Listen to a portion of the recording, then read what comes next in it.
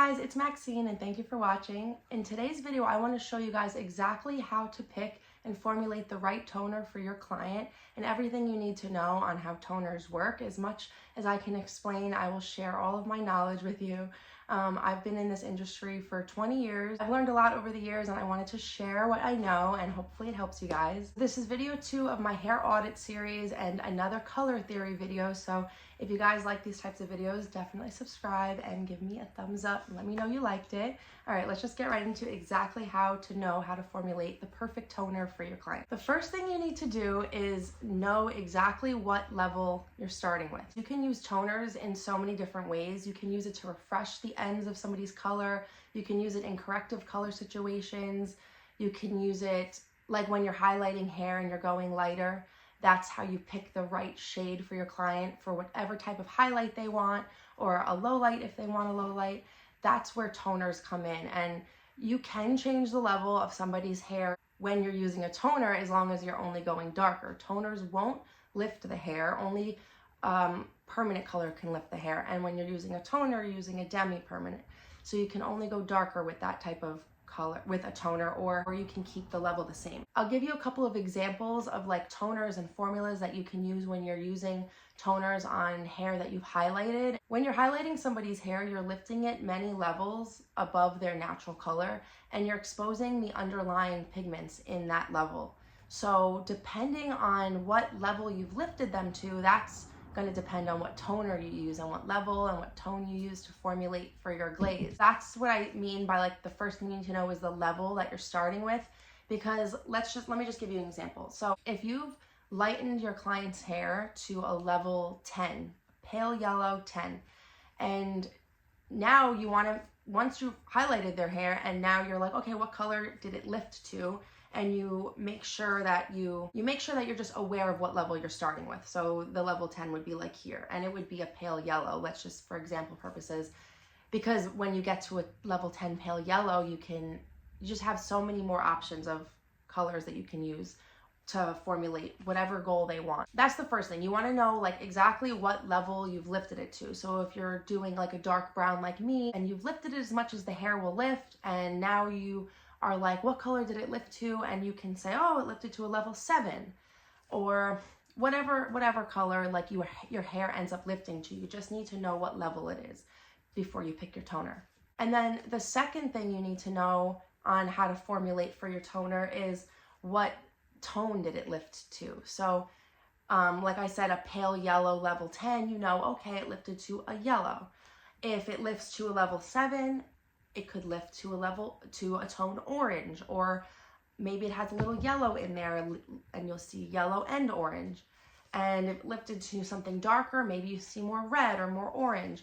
Whatever tone you see, that's the next thing you need to know. Because when it comes to making a formula, you have to find out what their starting level is, what their goal is, and what tones they either want to see in their hair or what tones they don't want to see in their hair. So whatever like that inspiration picture was, if the inspiration picture was super ashy, you know, okay, now I need to neutralize and cancel out all of these warm tones that I see.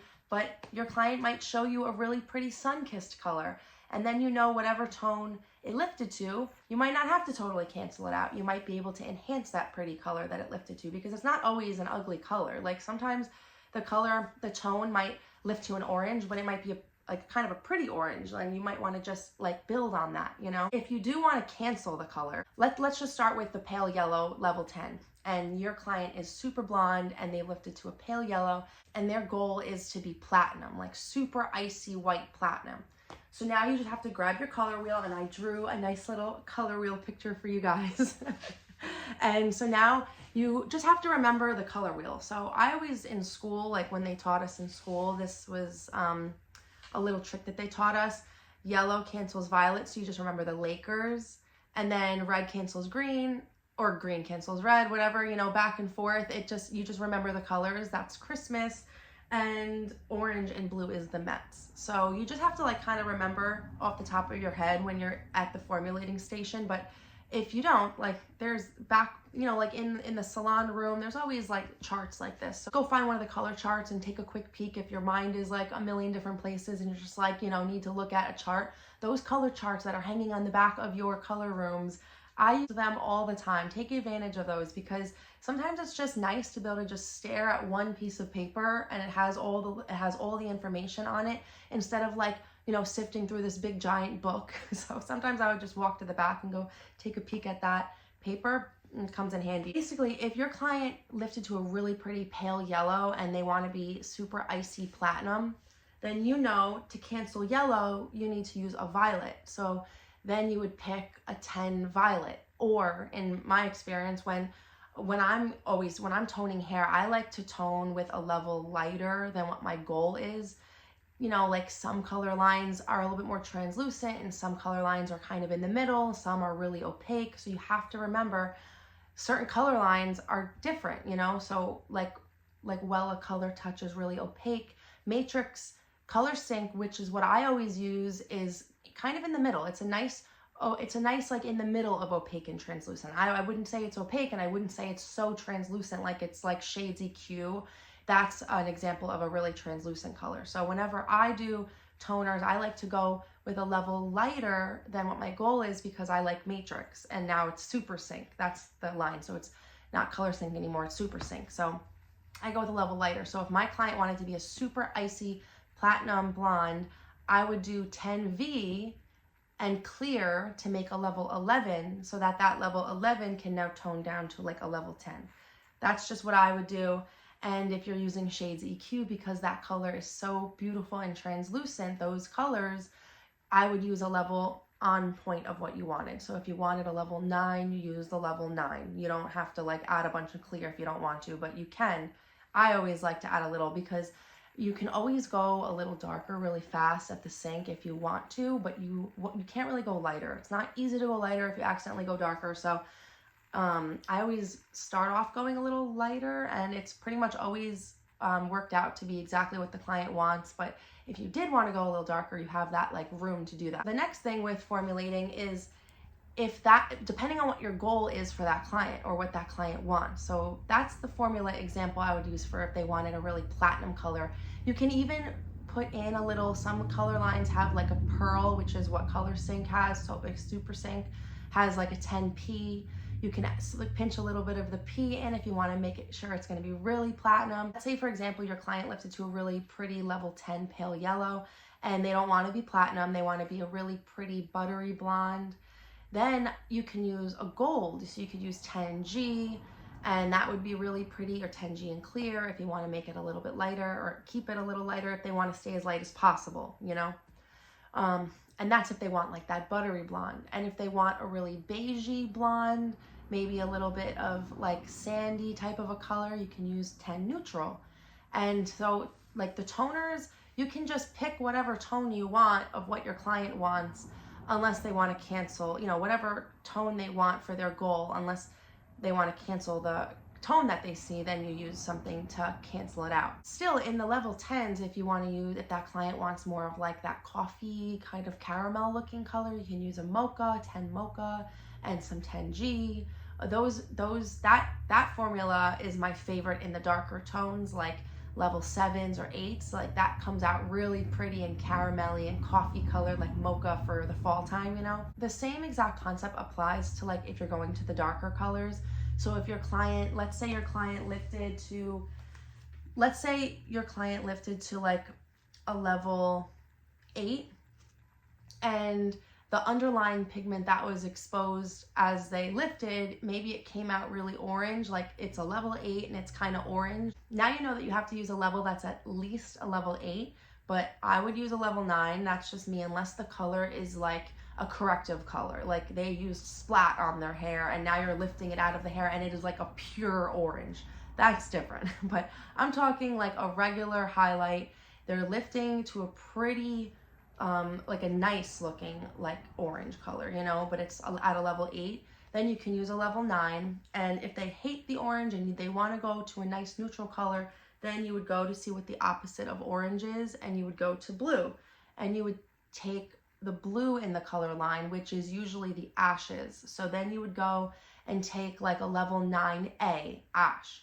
And, or like I said, it depends on how orange it is to see if you're going to squeeze a little bit more 8 in there. But if their goal is to stay at a level 8, personally, I would use a level 9 ash. And that's just like if they want to totally cancel it. But let's say that client wanted a nice sun-kissed color and the orange could come into play with that pretty tone.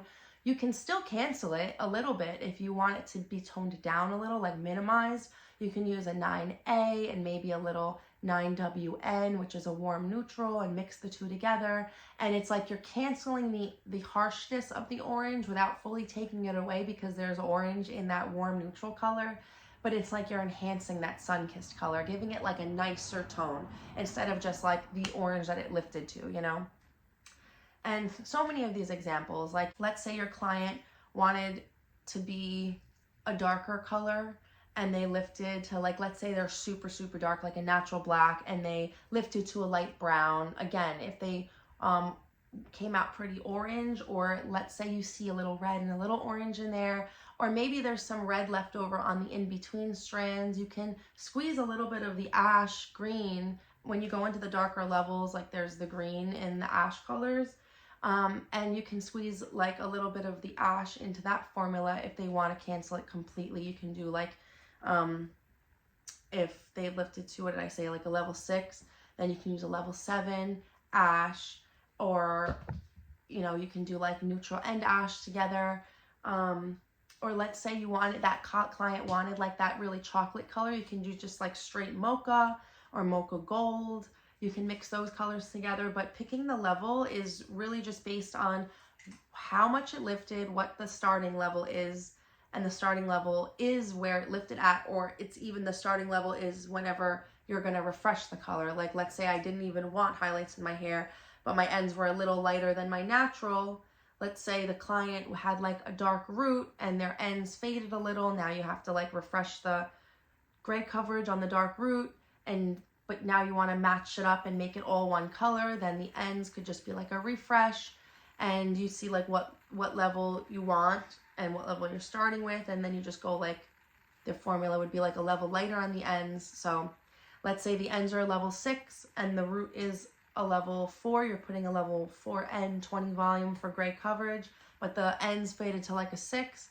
Then you want to bring this back all to one color. You want the ends to match the root, so you would put a 5 neutral on the ends to match the root and make it this like one single process color again. And if they have some red on the ends, and you can do like I said, A and neutral, mix it together. Or maybe the color on the ends are really pretty and you want to enhance it, you could do like 5 gold and just enhance it that way, especially if the client's skin tone is ashier. If you don't want to make it too ashy on the hair, because that would make them washed out on their skin. So if they have a super ashy skin tone, I would always try to like tell them keeping a little bit of the warmth in the hair is a good thing. It'll make you look more youthful, or some gold in the hair, you know? That's really the basis on how to completely pick the right formula for your hair. Yeah, so I hope this wasn't confusing. I really am trying to like explain it off the top of my head to give you guys just some kind of color theory examples on how to formulate the perfect color for your client, or if you're doing your hair yourself, you're not gonna like completely ruin it. Just make sure you know your levels, you know your tones, what tone you're seeing, what tone you want to either cancel or enhance, and you'll come out with the perfect formula. It's really just brainstorming and then making sure it all makes sense in front of you, and mixing it and putting it on your hair. And as long as you do those things, like, you will come out with an amazing formula and it will look so pretty. So I hope this video helped you guys, and I hope you got something out of it. I really just wanted to explain a little bit of color theory and how you can pick the perfect toner for you. Please let me know if you made it to the end of this video by leaving a comment, hairdo crew, because I would really love to see how many of you guys really watched to the end. And you know, I really hope it helps, because I wish these videos existed when I was learning about how to do color. So whether you're just starting or you're more advanced and you want to refresh your memory, and you know, just knowledge is power. So I've always learned off of so many people throughout my career, and I think that it's amazing you're here and you're continuing to learn and, you know, continuing your education. And I hope that this video helps you. So if you made it to the end, please comment Hairdo Crew. I would love to see how many of you guys watched to the end because you're a real one. And if you like these type of color theory videos, hair audit type videos, I want to come out with more. So like this video, subscribe. Tell me if you guys like these types of videos. I want to go over like different color scenarios and help you guys with formulas and things like that. So let me know if you liked it and I'll come out with more. So that's it for this video. Thank you so much for watching and I'll see you in the next video. Bye. So give me your all. I'll take it to Mars. Oh, I'll stick like glue inside your mind. Just watch me break it.